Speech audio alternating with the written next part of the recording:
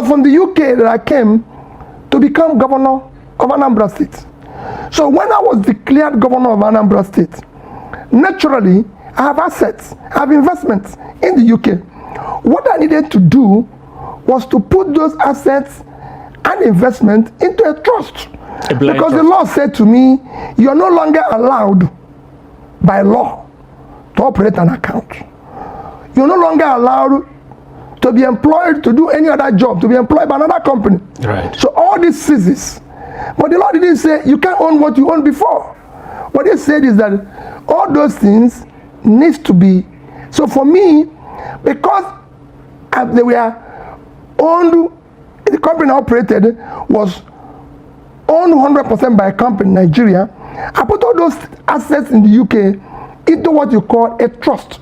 Call it blind, call it open trust, but it was a trust company, and say, keep this.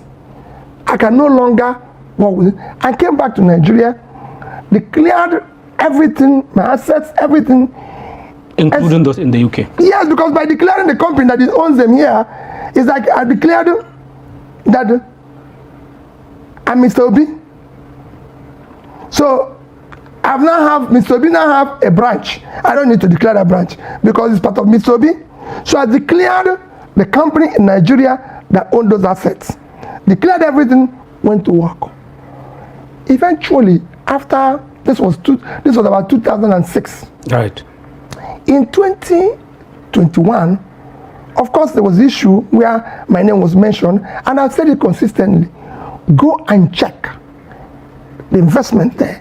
If you see any new investments from the time I became governor to date, even till now, then hold me responsible. There's no new transaction from the day I became governor to the end. Never. And to date, remains the same. You know today that if PDP and APC have something against me, they would have taken me to everywhere. There has been this noise about Pandora paper, around Peter Obi. Not the Pandora paper itself, but the noise around it as regards to Peter Obi. And I'm here to let you know that all those noise, they are all political witch hunt. And I'm going to prove it to you. So all those noise, in the media, Peter Obi, Pandora, up and down, it's all political witch hunt. And I'm going to prove it to you very shortly. And I'm just going to go straight to prove it to you. Number one, I hope you are aware, or maybe you are not aware, that Pandora paper is not the only leak. Yes, there was another leak in 2016. It was called Panama paper. There was also another leak in 2017. It was called Paradise paper. And then before the Pandora paper in 2021. And guess what? Many Nigerians, yes, plenty notable Nigerians were named both in Panama, both in Paradise, and of course in Pandora. But it seemed as if it was only Peter Obi's name that was mentioned. So let me just mention some of the names that were mentioned in those three papers. Number one, Aliko Dangote's name was mentioned. Dan Tata, his brother, was mentioned. T.Y. Danjuma was mentioned. T.B. Joshua, the late T.B. Joshua, was mentioned. Bukola Saraki, former Senate president, was mentioned. Wale Tinubu was mentioned. Wale Tinubu. So just know it. Wale Tinubu is the nephew to Bola Ahmed Tinubu. He was also mentioned. But guess what? I don't even think media spoke about that at all. But he was there. Even Hakeem Bello Osage of Etisalat was mentioned. Mike Adenuga was mentioned. Andy Uba was there. David Mark, former Senate president, was there. Abubakar Atiku Bugudu, who was the former Kebbi State governor and the current Minister for Budget and Planning. Yes, the current Minister for Budget and Planning was also mentioned. Stella Odua was mentioned. Dapo Abiodun, who is the current Ogun State governor, was mentioned. And Oyetola, who was the former Osun State governor, he was also mentioned, and plenty others were mentioned in either of those papers. But guess what?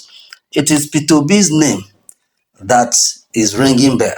So now, for you to understand what I'm saying, that is why that I'm telling you that it was all political witch hunt. All these people were mentioned in either of those papers. I just picked few of some of them, and but you'll be thinking it was only Peter Obi that they saw. That's number one. Then number two. Now, in all these mentioned, I went through. Now, you can find this story in Daily Trust of 10th of October 2021. The caption is like Panama, like paradise, Pandora papers raise fresh corruption concerns. Like Panama, like paradise, Pandora papers raise fresh corruption concerns. Daily Trust of 10th of October 2021. You will see all these names there. You can also look them up in Premium Times of October 2021. Just Panama or Pandora Premium Times. Just Google, you will see all these names that I mentioned. So you can read the story. Now, the second point I'm going to let you know that they are all political witch hunt is that there was nothing like that Anambra's money was traced. That there was nothing like that. No. The issue was just that Peter Obi had his money kept there. So not that, in fact, even from the Daily Trust, they even stated clearly there was no evidence, there was no link. There was no link between Anambra money and something that he put in that place. Nothing like that. So you begin to ask yourself, so what is all the noise about? And Peter Obi confirmed from this video that you just watched, and he said, go and verify that he was coming to be governor. He carried his money and kept there in a trust and came and be governor.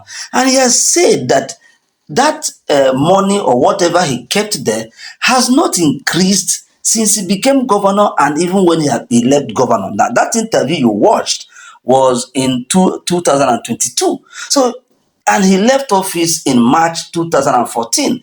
And he was saying that nothing had increased. It was as he left it before he became governor, and it is still there as he left it, even when he had finished being governor. So, meaning there's nothing like Anambra State's money entered there. Just like Peter Obi said, that you are going to be governor doesn't mean that you will not own what you owned before.